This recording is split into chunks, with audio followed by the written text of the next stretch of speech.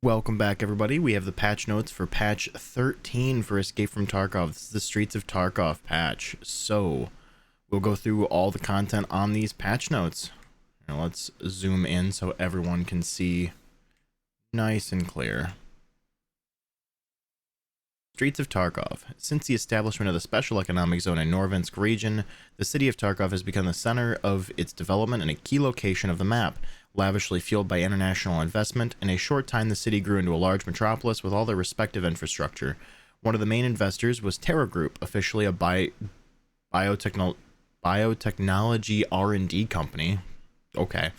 With offices in 18 countries around the world. However, its list of interests extends much wider than claimed, and its appetite keeps growing. Most of the major enterprises in Tarkov and Norvinsk region were in one way, okay, so this is just a huge story. There's most of it on screen if you guys want to go ahead and read it. That's a lot of story there. So feel free to read that. A few seconds. Okay, we're good. Okay, so the actual changes to the game. Repair kit and enhancements. Enhancements. Oh, okay. So weapons, body armor, and plate carriers can now receive a standard or rare improvement when repaired via repair kits. Well, that's kind of cool. So you can, it's like armor and weapon perks, kind of. Like you add benefits to them by repairing them. Kind of cool. The ability to enhance items opens at level 10 of the corresponding skill. For weapons, it is weapon maintenance. For armor, it is light armor and heavy armor. Okay, so I'm guessing that's just repairing the armor and repairing the weapons via repair kits gets it. Rare enhancements can only be applied at the elite level of the corresponding skill. The chance and strength of a normal standard enhancement depends on the level of the corresponding skill. For body armor and plate carriers, the enhancement reduces the damage a character receives. Interesting. Weapons can have two kinds of enhancements at the same time. The first is a decrease in malfunction chance, and the second is an accuracy increase. Okay. Enhancement is effective within a certain range of the item's technical condition or armor points and will be removed in case of another repair. What? The enhancement is effective within a certain range of the item's technical condition or armor points and will be removed in case of another repair. Okay, so if it's repaired again, it's gone. The enhancement and its value affect the value of the item, the selling price, insurance, flea market fee. The intelligence skill now affects the amount of repair points that will be spent on repairs. Now the value of the removed max durability of an item when repairing via repair kits depends on the corresponding skill. For weapons, it is weapon maintenance. For armor, it is light armor and heavy armor. For other items with durability points, it is intelligence. Cool. Okay, so that's a whole bunch of cool changes to repair kits. That's nice. Okay. Skills. They added light armor, heavy armor skills, reworked charisma. The skills progression affects the price of insurance, paid extracts, or placement of operational tasks, price of the scab box, and therapist's healing services. That makes sense. So if you're more chatty and can convince them to be cheaper, then they will be cheaper. I like it. Weapons and equipment. They added the GP25 Costior 40mm underbarrel grenade launcher for the AKs, the M203 40mm underbarrel grenade launcher for AR-15, added SR2M Varesk 9x21 submachine gun with an SR2MP upgrade kit. Okay, cool. So we got a new SMG in the game. It's like the Shrimp, but with full auto. Added both Steyr AUGs, the AUG A1 and the AUG A3 with modifications and magazines for 10, 30, and 42 rounds. That's cool. Added Glock 19X 9x19 with 19, 24, and 31 round magazines. Okay. Added RSH12. Oh, 12.7 by 55 assault revolver. So it's a 50 cal revolver, essentially. That's going to be busted for stirrup. Added new equipment. I wish they would say more about that. Co-op PvE expansion. So they added a bunch of things for PvE. So let's see. New settings to the cooperative game mode. No energy and water drain. Okay, so cool. Hydration and energy doesn't change. Bot configuration. So that means what? You can actually change how the bots work in co-op now instead of just solo offline. Nice. Spawn point selection options. Okay. Players now have 3 options. All in one place. All players in a group will appear together in the center of the map. As online, all players in the group will spawn at the edge of the map, each at their own position. 2 teams. Players in the groups will divide into 2 teams according to the order in which they enter the group and spawned as different teams in 2 different parts of the map. This is going to be really fun. I think this is going to make the game feel a lot better because of the fact that you can pretty much have like a zombie apocalypse wave-based game mode, essentially, but they're not zombies, they're scavs, and you can play it with friends offline. That's cool. Weather condition options. It's now possible to fine-tune the weather. Adjustment options include clouds, fog, rain, and wind. Nice. Time configuration. Okay, so you can set a specific time of the day for the raid, and when you choose that, the time flow will be stopped and will always correspond to the selected hour. It is also possible to leave the time as in an online raid. Cool. Later, the functionality will be refined. Some of the planned improvements can already be seen in the interface, such as time flow, health configuration, disabled overload, and others. Hideout. 2 new upgrades to the hideout. Oh, for the shooting range. The new levels allow you to set up a variety of shooting targets, including moving targets, and use the training program to improve your shooting accuracy. That's cool. I like that. 5 new stims. I'm not going to read all the descriptions because the descriptions are very long, but Adobos 2. New version of the old classic. Looks like Terra Group Labs experiments did not end with the closure of Terra Group Labs itself. SJ12 TG Labs. Oh boy. Forces release of vasopressin in the hypothalamus. Yeah, this is technical stuff. Lowers body temperature. Increases perception. Spike in body temperature at the end. Perphotoran. Blue blood. Okay. Developed in the 1980s, submicron emulsion based on PFO compounds. Once in the blood, it temporarily speeds up the metabolism and regenerates tissues. Negatively affects health in case of overdose or rejection. That'll be cool once they add that. Well, actually, no, it won't be cool, but it's going to be interesting once they add that. Tramadol. Opioid, analgesic, has a central and spinal cord action. Causes hyperpolarization of membranes and inhibits conduction of pain impulses. In addition to the analgesic effect, it increases combat characteristics. Overdose leads to exhaustion of the body after the effects wear off. P&B, product 16. Another combat stim from Terra Group, it looks like. What's it? Allows a short-term activation of the inner muscles, bringing them into a state of hypertonicity.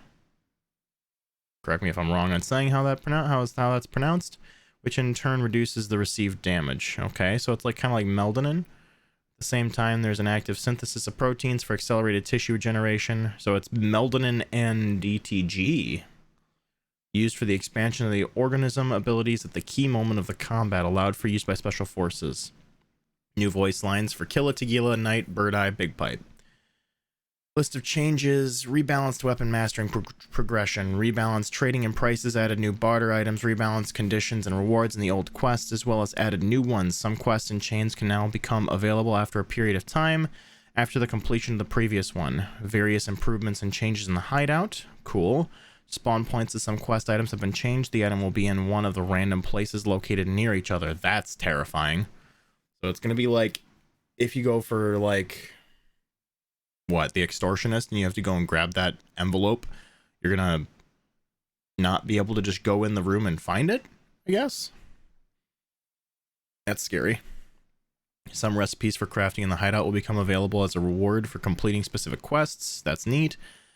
Locking good items behind quests is not a terrible idea. A new type of extraction is available on streets. To activate it, you'll need to fire a green flare cartridge in the area before the exit, otherwise you'll get shot by snipers. Beautiful.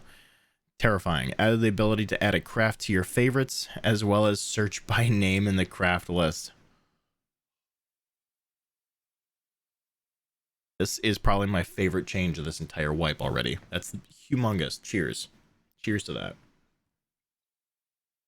Very important change. That's fantastic. Added weapon malfunctions for bots. Cool, they don't cheat anymore. About damn time. Improved the behavior for rogue bosses. Beautiful, like we needed that. Added complete up-to-date localization for languages. Cool. Chinese, Czech, Italian, Polish. FSR 2.1. That's awesome. So we're getting more AMD support. That's really, really good. AMD needs to see more support in games, especially because their graphics cards are better than NVIDIA right now. Just saying. Anyway, reworked sound mechanics. Yep, so Steam Audio has been replaced by Oculus Audio.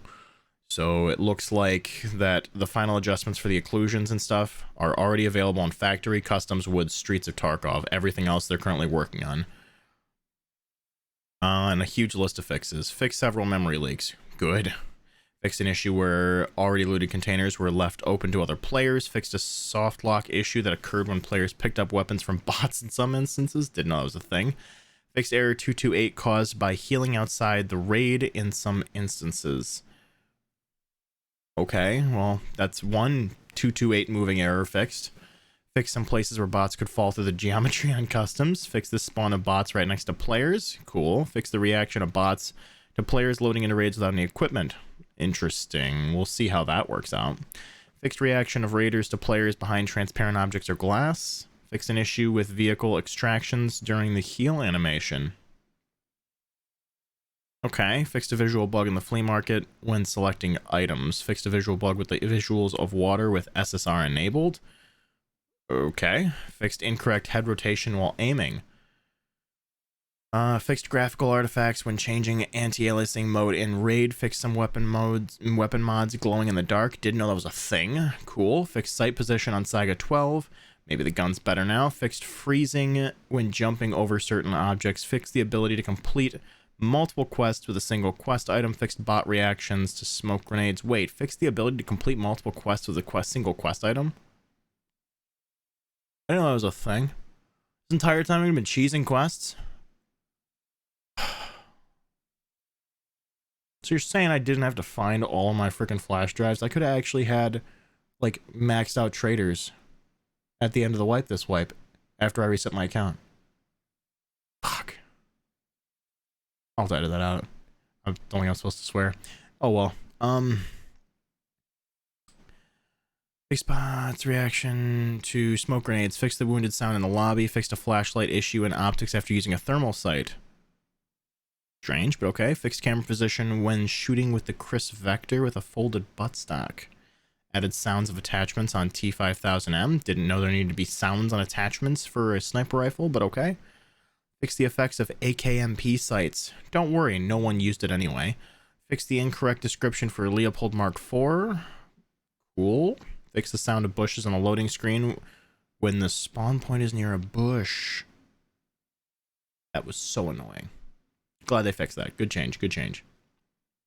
Fixed the delay when changing scope magnification on MP18. Didn't know that was a problem. Fixed incorrect behavior of interface when selling disassembled items to traders. Also added a notification about the parts blocking the ability to sell. Okay, fixed the scaling of the MP133 shotgun's shells model during reloading. Fixed incorrect SIG MCX muzzle flash when installing a muzzle device in raid. Fixed the eating and drinking animations from third person.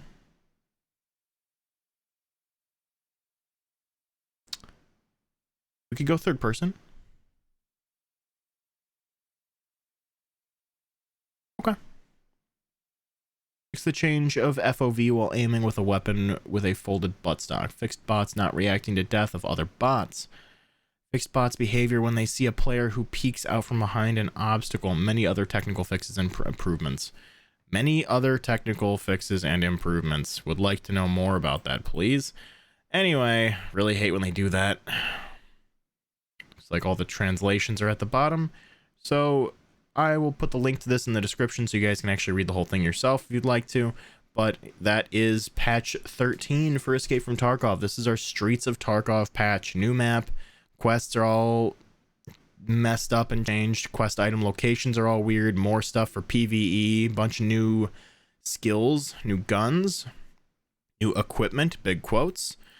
So it's looking like it's going to be a pretty cool patch. So I hope you guys enjoyed this video, and I will be coming out shortly before the wipe, hopefully.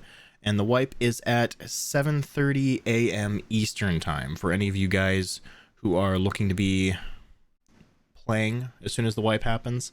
That being said, though, we'll see you in the Norvensk region.